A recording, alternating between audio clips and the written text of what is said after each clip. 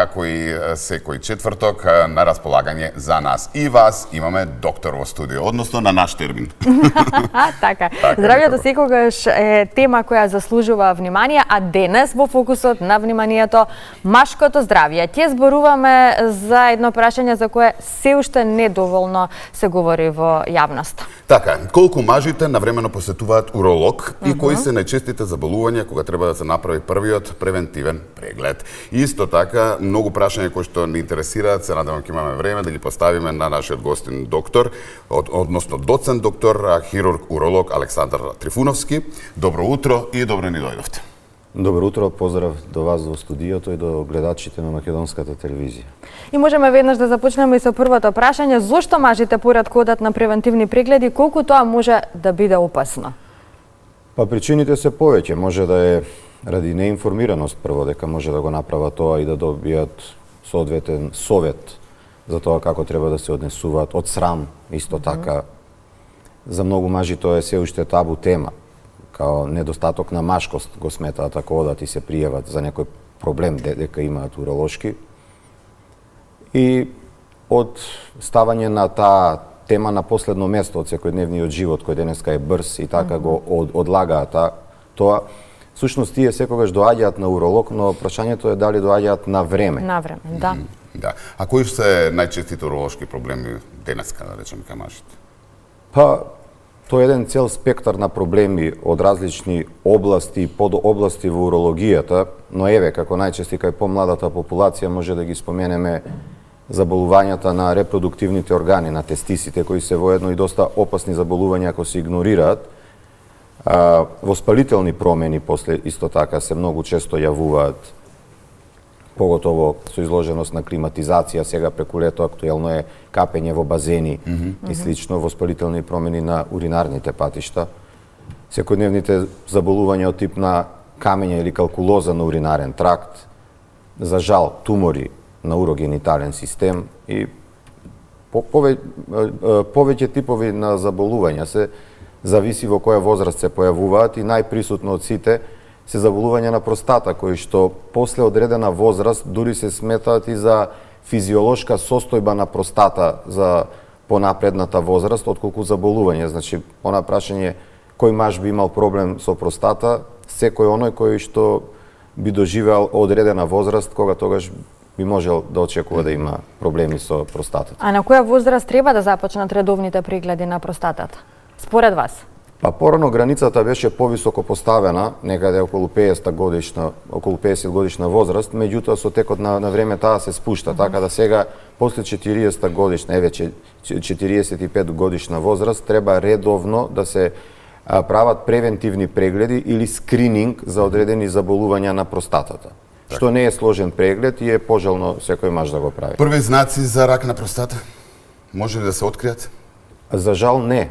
Простатата се јавува во дел од органот кој што е, вериме ние жаргонски стручно, нем. Значи во периферна зона каде што не дава одредени симптоми и знаци и токму затоа се битни овие превентивни прегледи, скрининг, пошто кога веќе ќе се јават тие знаци, симптоми и тегоби кај лицето, односно кај пациентот, тогаш веќе тоа е доста напредната фаза на заболувањето. А колку често е препорачливо да се прават уролошки прегледи ако немате никакви симптоми? Па еднаш годишно е доволно. Доволно, така. Да се задржи тој ритам доколку нема проблеми лицето со заболување, еднаш годишно е доволно, сосема доволно. Се повеќе млади мажи имаат проблем со уролошките проблеми. Се знае ли причината? Па тука дали имаат статистички повеќе проблеми уролошки млади мажи или детекцијата е подобра и поразвиена, така да се откриваат повеќе, па тоа укажува на зголемена бројка, не може да се каже. Меѓутоа, како и да е, и современиот живот си носи некои своји ризици, например, употреба на многу помагала, да кажам, денеска од тип на лаптопи, мобилни телефони, секојдневна нивна употреба, како и локација во преден джеб носење, веројатно имаат некое влијание на тоа, така да може да се поврзе со тоа. Али повеќе би рекол дека е детекција навремена, што ја качува статистиката за овие состојби. А колку начинот на исхрана пак влијае врз здравјето? Па се прават многу истражувања во врска со тоа, например, недостаток на витамин Д или употреба на масна храна, дали го зголемува ризикот конкретно за карцином, односно рак на простата. И како и за сите други здравствени состојби во организмот, така се советуваат тие штетни нокси, што ги викаме ние од секојдневниот живот, да се избегнуваат. Исто така се препорачува и зголемена физичка активност.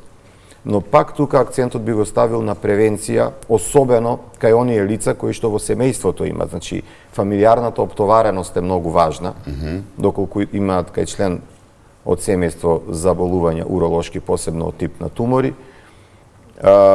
Така да кај ракот на простата, вериме дека е колку порано се јавило заболувањето кај член од семејството, ризикот два пати се зголемува, значи е обратно пропорционален. Помала возраст, повисок ризик.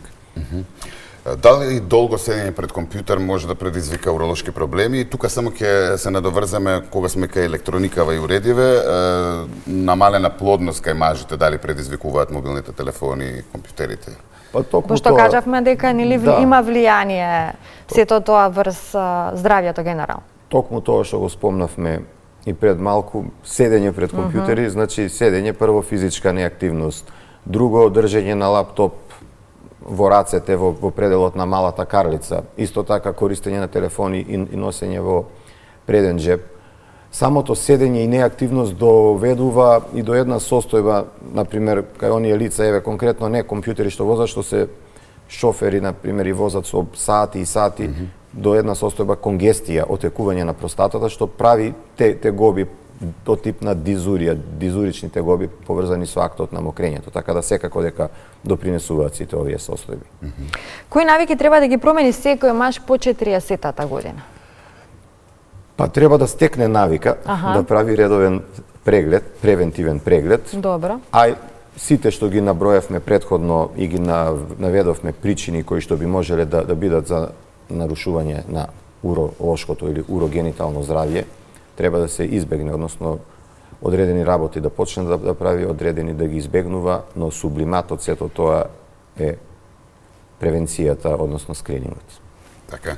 За крај некоја препорака до гледачите, еве, можност?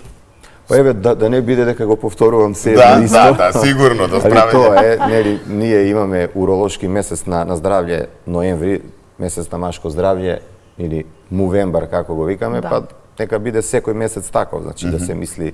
Да не се чека само ноември. Да, не се чека пред нова година да се мисли на тоа. Кампањите да подсетуваат на оно што треба да секојдневно да се прави. Ви благодариме многу, се надевам малку влијаевме, ги потикнавме нашата машка публика, нели, да се грижи повеќе за своето здравје. Се надевам и јас ви благодарам на поканата. Тоа ни беше и целта, нели? Токму така.